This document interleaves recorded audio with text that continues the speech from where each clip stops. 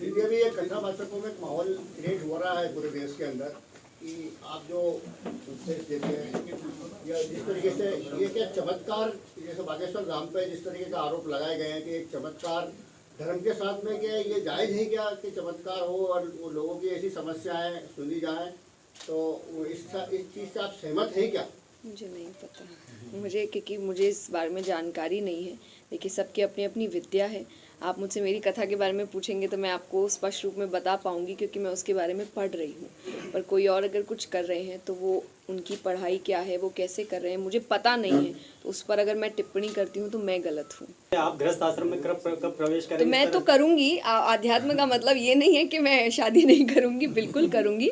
पर जैसा मैं यही बात कह रही हूँ कि आज देखिए, क्योंकि हम चीज़ें आपको अच्छे के लिए मिलती है, आप उसका बुरा इस्तेमाल करते हैं। सोशल मीडिया आपको अच्छे के लिए मिला है, आज आप सामने हैं, मैं यहाँ बैठी हूँ, आप मेरी बात हर घर तक पहुँचा सकते हैं, ये एक अच्छा है। लेकिन अगर वो बात मोड़ के घुमा के करेंगे तो ये गलत है। तो वैसे ही आप समझिए कि जब मैंने सोशल मीडिया बनाया था तो इसका अर्थ यही है कि मेरी बात मेरे चैनल्स के थ्रू आप तक पहुँचेगी।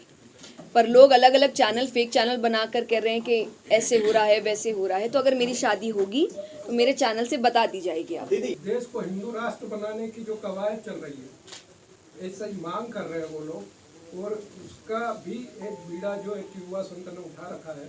मैं आपसे जानना चाह रहा हूँ, इस मामले से आपका सरोकार है तो क्या है, क्या बोलना चाहिए आपसे?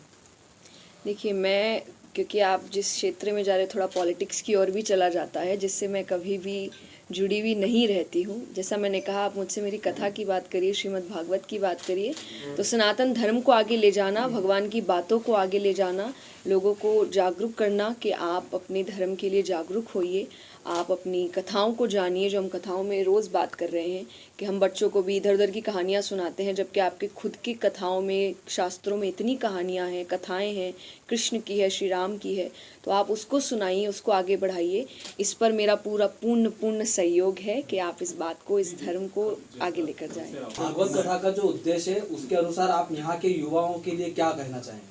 कि आप इस कथा को सुनिए, और मैंने जितनी सिंपल वर्जन में आपको कथा में आपके सामने रख सकूं मैं कोशिश कर रही हूं। और मैं इसीलिए सिंपल करती हूं क्योंकि जो आज के युवा है वो शायद समझ नहीं पाते हैं जो गहरी बातें हैं।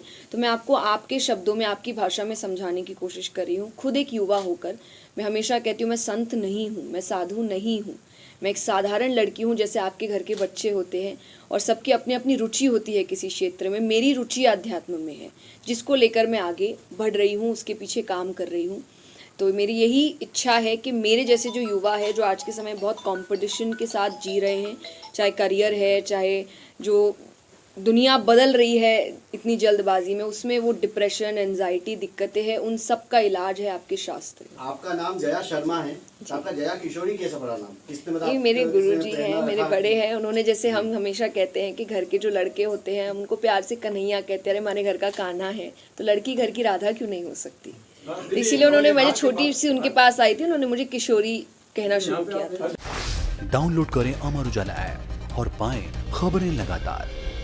अगर आप ये वीडियो YouTube पर देख रहे हैं तो हमारे चैनल को सब्सक्राइब करें और बेल आइकन को दबाना ना भूलें। अगर आप Facebook पर ये वीडियो देख रहे हैं तो हमारे पेज को लाइक करें।